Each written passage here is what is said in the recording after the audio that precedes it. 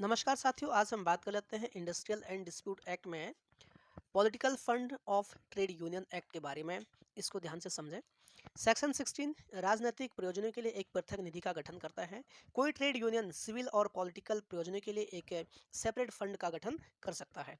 Act का section 16 में उपबंधित है कि रजिस्टर्ड ट्रेड यूनियन पृथक अविदायों की वसूली से एक पृथक निधि का यानी फंड का गठन कर सकता है। इस ट्रेड से मेंबर के सिविल एंड पॉलिटिकल हितों का समर्थन किया जा सकता है और उस संबंध में होने वाले व्यय अधिनियम की धारा 16 में परिगणित मदों पर किए जा सकते हैं।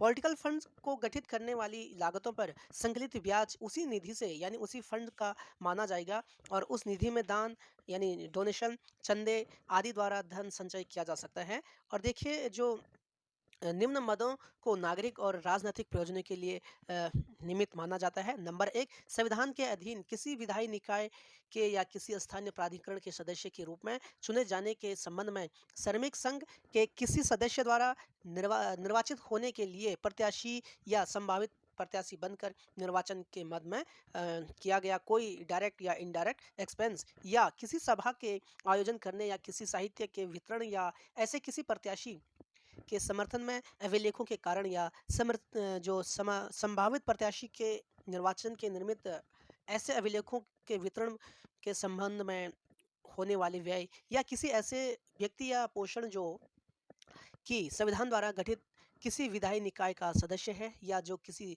स्थानीय प्राधिकरण यानी प्राधिकारी के ऐसे विधायी निकाय का सदस्य हो या संविधान के अधीन गठित किसी विधायी निकाय के लिए या किसी स्थानीय प्राधिकारी के लिए निर्वाचनों का रजिस्ट्रीकरण या अभ्यर्थी के चयन के संबंध में होने वाले व्यय, किसी प्रकार के राजनीतिक सभाओं के आयोजन करने के लिए संबंध में या राजनीतिक जो राजनीतिक साहित्य या किसी प्रकार के राजनीतिक अभिलेखों के विवरण के संबंध में होने वाला क्या है, व्यय है। अब हम general fund of trade union के बारे में बात करते हैं। सेक्शन 15 उद्देश्य जन पर यानी जो इसका ऑब्जेक्टिव है, उद्देश्य जिन पर साधारण निधियों व्यय की जा सकती है। सेक्शन 15 ट्रेड यूनियन की सामान्य विधि के व्यय के प्रकार एक के प्रकार का प्रतिबंधित आरोपित करती है। किसी रजिस्ट्रीकृत व्यवसाय संघ के सामान्य निधि से निम्न के संबंध में व्यय किए जा सकते हैं। कौन कौन से हैं देखते हैं। ए पॉइंट, व्यवसाय संघ के पदाधिकारियों को वेतन भत्तों और तत्संबंधित अन्य व्यय,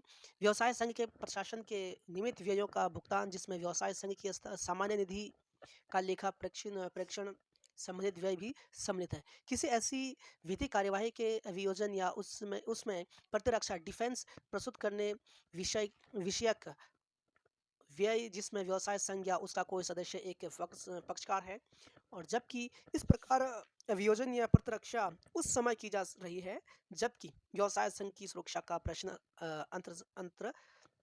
अंतर्ग्रस्त है या ऐसे व्यक्ति के साथ ऐसा विवाद उत्पन्न हुआ है जिससे कि वह सदस्य नियोजित करता है। व्यवसाय विवादों से अलग उत्पन्न होने वाली हानि के प्रति सदस्यों की क्षतिपूर्ति या प्रतिकर, किसी व्यवसाय विवाद का व्यवसाय संघ की ओर से या उसके किसी सदस्य की ओर से संचालन, सदस्यों को या उनके आश्रितों की डेथ, वृद्धावस्था, बीमारी, दुर्घटनाओं या अनियोजन की स्थिति में भत्ते का प्रावधान है। और सदस्यों के जीवन बीमा की पॉलिसियों या बेकारी के विरुद्ध सदस्यों का बीमा सदस्यों वाली पॉलिसियों का दिया जाना या उनके अधीन दायित्व ग्रहण करना। तो आज हमने political fund and general fund को समझा। इंडस्ट्रियल डिस्प्यूट एक्ट में ये लेबर एंड इंडस्ट्रियल लॉ में आता है।